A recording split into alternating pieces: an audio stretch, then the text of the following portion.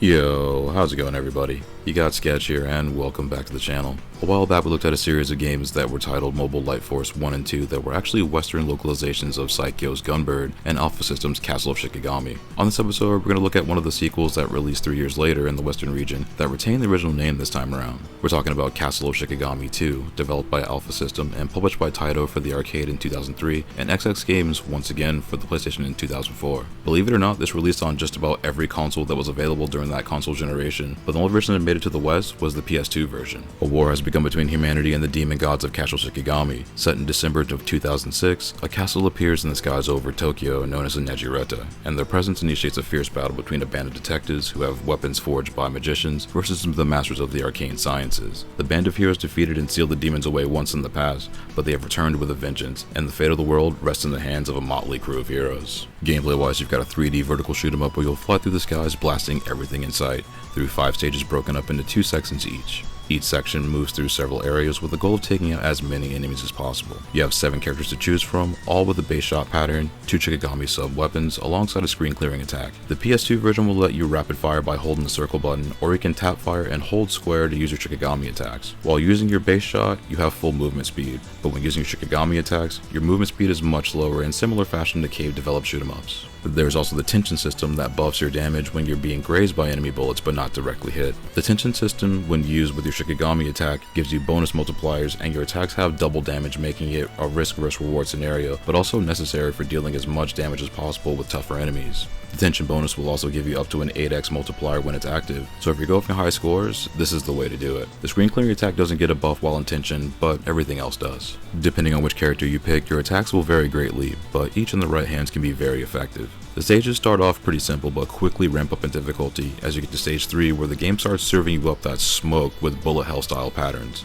Enemy placements will gradually get more spicy, and by stage 3 it gets pretty buck, and hazards like moving barriers are also in the equation too. Each stage has a sub boss and a main boss at the end of each section, which each encounter getting more frenetic as you progress. You get 3 hit points that function as lives, and once they're gone you have to use continue. You get more continues the more plays and clears you get, but once you run out of continues, the game is over. Each extend will give you another bomb stock and additional hit point if you've taken damage already, but will only give you an additional bomb stock if you're at full health. Mid and main boss encounters will have segmented health bars, with each phase having a different attack pattern. The sub bosses will be more straightforward encounters, with the exception of stage 3 where the encounter is a puzzle where you have to shoot gray blocks and use Shikigami attacks on red ones. When gold blocks line up, it'll work as a multiplier, detonating several rows at once. Think of something like Intelligent Cube mechanics wise, where if you line up enough rows in a single attempt, you get a big bonus making them disappear faster. Add in a flurry of bullets and some quick dodging, since depending on your character, you may have to get in close to hit those red blocks, which can quickly get you smoked here. Main bosses will have various attacks, and by their last health segment will unleash their full power moves. The last 3 bosses will serve up a lot of projectiles that will light up the screen. Stage 5 especially will have tons of fire patterns that will make you have to micro dodge and maximize the tension system, since these are genuinely tough encounters. Depending on which character you run, getting in close may be difficult with so much going on,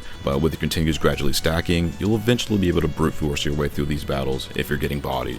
Graphics wise, Castle Shikigami 2 runs on Sega's Naomi arcade board, known for being the internals of the Dreamcast console, with the arcade iteration having upgraded graphics and sound abilities. While graphically, Castle Shikigami 2 is a pre-rendered with 3D assets in its stages. Character models are drawn and then rendered into 3D sprites, having a few animations as they move and take damage. Cutscenes are hand-drawn static images that appear during dialogue segments that we'll discuss a little bit later in the audio section, but you get a few different styles of elements and characters here. Stages are all pre-rendered set pieces in 3D with a decent amount of sweeping camera angles and rotation as the levels progress. You can interact with the elements in the background, but stages will have foreground hazards every so often you'll have to navigate through, like the moving barriers. You start flying over the quiet streets of Tokyo, eventually going into the countryside and beyond. Stages have a fair amount of detail, and many of the 3D models transform and rotate during gameplay. The stages have a similar look to games of the late 90s and early 2000s, going into that 3D phase, where games are moving away from the exclusively hand-drawn graphics, and as a result, it isn't overly flashy, but practical. Compared to the first entry, the animation is a little smoother and having more on-screen real estate that works in some new visual dynamics.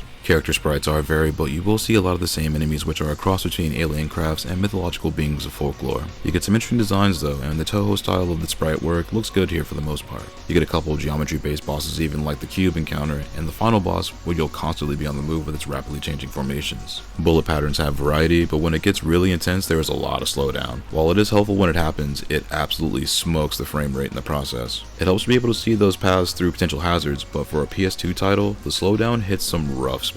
It's not a detriment however, since it can make the game a little bit easier to figure out, but visually, the performance does have some peaks and valleys. Boss designs overall are decent, with each encounter being in 3D, and when the second stage boss encounters start, some dialogue will kick in with static 2D images. The encounters are pretty interesting visually, and the bosses do have some pretty cool attack patterns, and the sub-bosses are often easier than the main bosses you'll face. With the exception of stages 3 and 5 sub-bosses, they'll mostly be light work by comparison, and visually is slightly less intense. Sound-wise, Castle of Shikigami 2 is a mixed bag with its audio quality and infamous voiceovers of the PS2 version. This game is more known for its voice work than its gameplay, with the English translation often not fully matching up with its scripted segments. It is funny to see however by just how much at times, as it will give you a few instances of did I just hear that correctly. Outside of the at times stilted delivery, the dialogue will get your attention with how some characters' narration is lighter and full of one-liners, with others being more dark and existential. While the cutscene dialogue is in English, the in-game audio still features the original Japanese voice lines during gameplay. This version is known for how rough the English audio came out, but it was the only version available in North America.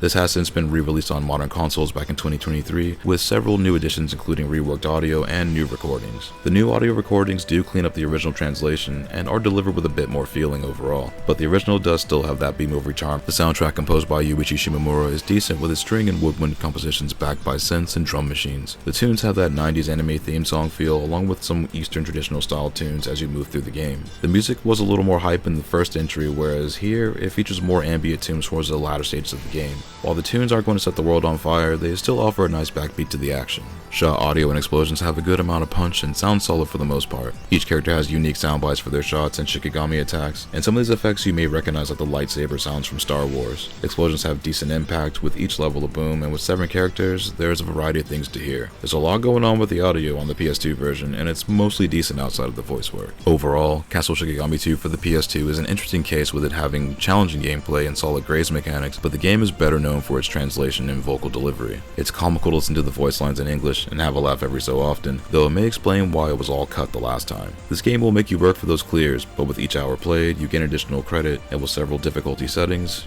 you'll eventually get through those tougher sections. While the gameplay is good, the English voiceovers could be a deal breaker for some, but there are revised and enhanced versions available out there, so the choice is yours. Castle of Shikigami 2 for the PS2 gets a 7 out of 10 and comes recommended for shoot 'em up fans looking for challenging gameplay and unintentionally hilarious dialogue and delivery. This is a good entry-level bullet hell game, and the series overall is a unique one with its style and diverse crew of characters. Running the game with 2 players also changes the dialogue further and makes for some great laughs if you have a friend to run it with. This is available on a lot of consoles depending on what region you're in, and the updated re-release is available on all modern consoles and PC. The PS2 version goes for around $20 complete in box, with its 2023 updated version going for around $30 to $40 on modern consoles. If you're into somewhat obscure bullet hell games, this is a good series to check out despite the PS2 version's infamy. It's still an interesting ride to take. If you played the updated version or the original, sound off in the comments. And if you made it this far into the video, thank you so much for watching. If you find this video helpful, that's awesome, glad you use it as a resource. Check back often, we'll have more reviews and commentaries come up in the near future. But until then, take it easy and stay safe out there.